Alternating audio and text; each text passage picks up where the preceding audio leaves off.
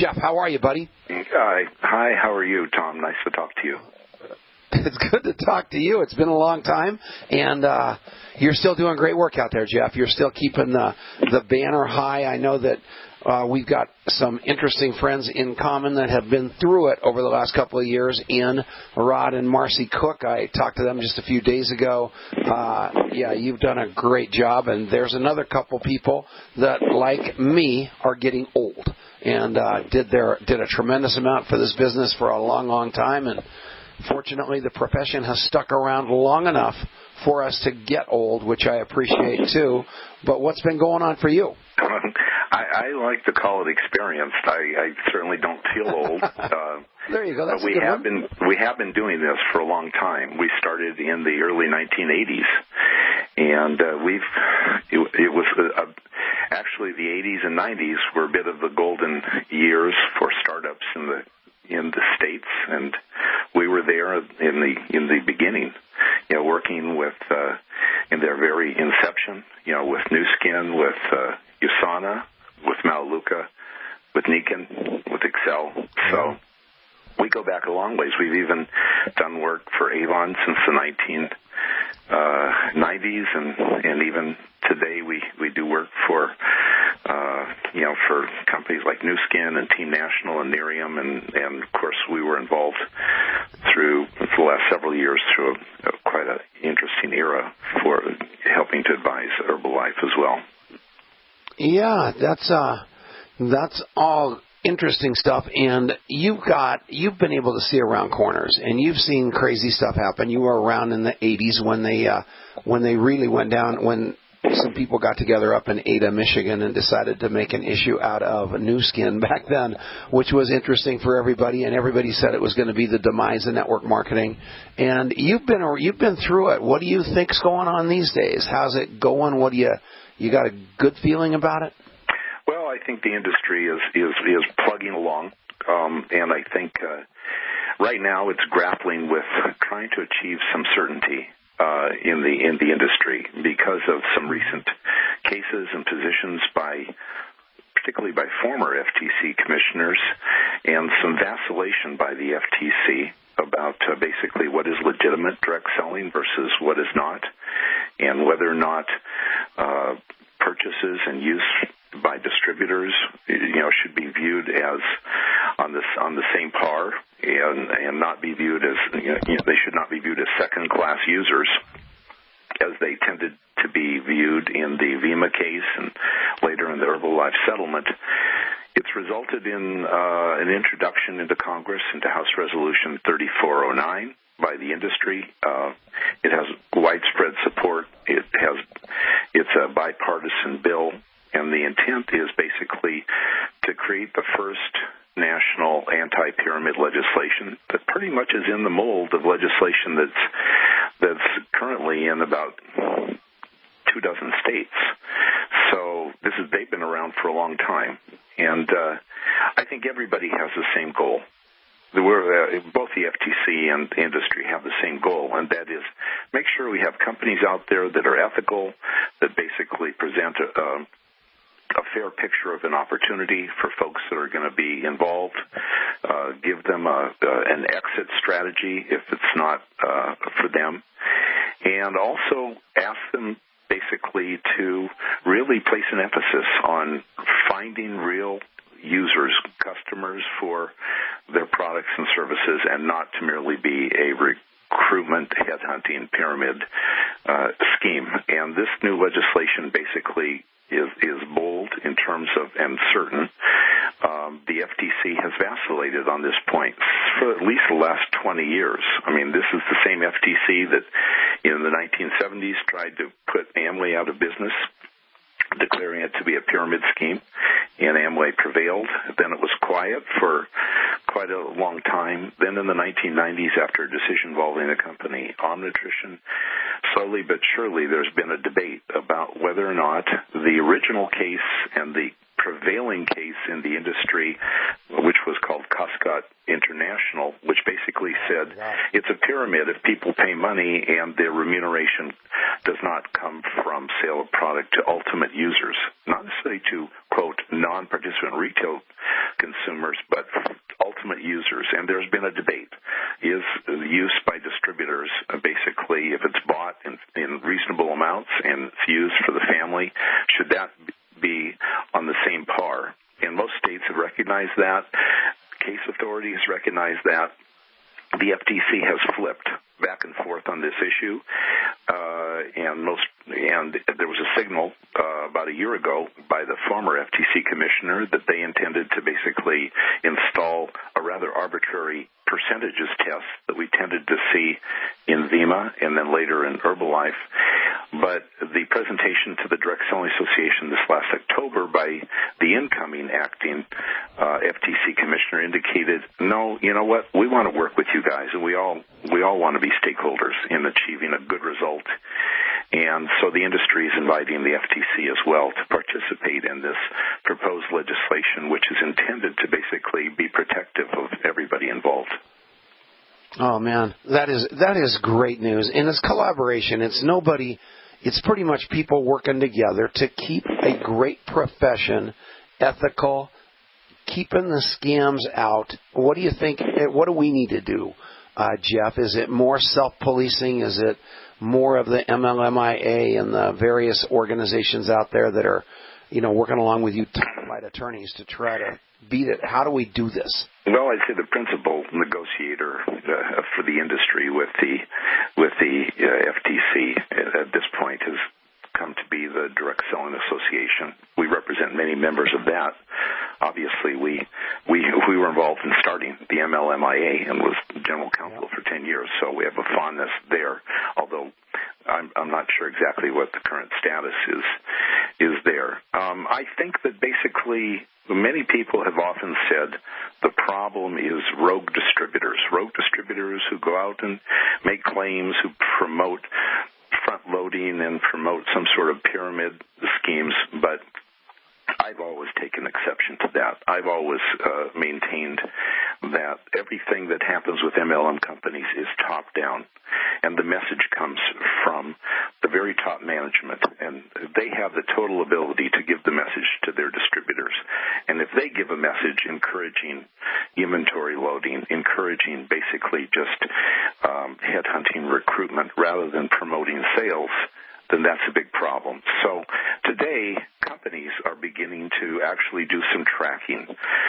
It's referred to as segmentation, and reclassification. Many companies have found that if they have really good products, most distributors are interested in their products at very favorable pricing, and even though they're not making much money in the opportunity, they continue to buy the products. And so companies are looking to assist distributors, incentivize them to reclassify themselves as preferred customers so that the retailing ratio is higher, and there's some tracking going on. So there's some cleanup all the way around, and there has to be some movement both ways. The FTC in some of its recent cases, basically, if you listen to the argument, it was kind of condemnatory of in a way, of multi-level marketing. But the most recent FTC chairperson coming in, and the results of the recent election suggest that we're moving into an environment that hopefully will provide some more certainty. And some of the recent articles that we've written, and you'll see posted at our website, MLMlegal.com, are intended to basically discuss those issues. All right, it's Tom Chenault. This is the Tom Chenault Show. We're back. We got Jeff Babener with. You might have to call Troy Dooley. I talked to him this morning to try to do some. I wanted to get some more insight for this show. And while I was talking to him on the phone, somebody ran into him, rear-ended him. So he's okay. His wife's talking to me on Facebook right now, so they're all right. But that's no fun. But we got so many people listening to this show because, Jeff, you've got a great listening out there, and we need more of your voice everywhere we go. So it's it's good to have you back and talking to everybody. So keep it rolling and just tell us what Tony Canula, you're obviously on the MLMIA board now. You're kind of the voice of the MLM, the whole thing. I can't even say it anymore. I'm so old. But tell me, what do you think about what's going on here, and what do you want to ask Jeff? Well, first off, thanks for having me on the show, Tom. And Jeff, I read your article that you put out. I thought it was very well written, and it certainly does give a ray of hope to some of the chaos that we've been dealing with after the shift in the last administration. And so I love what's going on. But my question is do you ever see a point, Jeff, where there'll be more collaboration, not just between the DSA, obviously, and the regulators, but even the trade organizations here? Because there seems to be, I think if they understood better what we do in the industry, it would be easier for them to come up with regulation that makes sense and still protect the consumer, which obviously is the number one priority. Well, I guess the DSA is I guess you would call it the trade organization for the industry. It is a trade association, and we do represent quite a few members of the organization. Everybody, from the New Skins to Amways. Even though our business is always centered and focused on starting these companies, and we started them and grew them. I think we're moving into an era right now of collaboration. And I honestly think that basically there's going to be, that was the message loud and clear from the incoming chair of the FTC, which was we are departing from this concept of one size fits all. Here's our rules. It's our way or the highway. Just take it or leave it. That's the way it's going to be. Live with it. And instead, moving to a speech that basically said, we're going to go back to core principles, look to case law that has governed the area, and we are going to try to work with the industry. Does the industry want more regulations? Absolutely not. That's the last thing. Regulations come and go. FTC commissioners come and go. FTC staff comes and goes, and regulations come and go. That's why there is this pending bill in Congress, because that adds some certainty to the entire picture. The biggest problem, if there's been a problem, has been a vacillation at the regulatory level. And if you're going to have a nation of laws and not a nation of men, you need to have basically a framework of laws to work with. And there never has there ever been anti-pyramid legislation on the books in Washington. And that was the purpose of this. But I think there's going to be tremendous dialogue, and I think the FTC and state AGs are basically they understand what we're trying to do, but we have to do our part too. If you're a distributor for a direct selling company, you need to remember this. It's called direct selling. MLM is just a subset of that, but what it really means is your job is to go out there and actually help make a market. This is not intended to be a wholesale buyer's club. It's intended to go out and create customers. And so that's the job of distributors. And the more that they do that, as opposed to just find other distributors who basically pay a bunch of money, then I think we'll be much better off. In the end, the question always asked in a court anywhere is basically, what is it that people pay and why do they pay it? If you can answer the question that people who buy products or services or pay money, they do it because they're getting something they really want as opposed to buying into the deal, then we have something that's real. And we need to always keep our eye on the ball on that. We've had lately, unfortunately, I'd say during the last 2 or 3 years, we just have no end of scams, most of them coming from abroad. And it seems like most of them deal with these cryptocurrency and things like that. But our industry, it's hard to deal with these things because they're all around the world. But we just see no end of these things. And there's not going to be any way to regulate it except self-regulated. If we've got, obviously we can tell people in the United States that you're dealing with security with the cryptos and you better stay away, and they almost can hear that.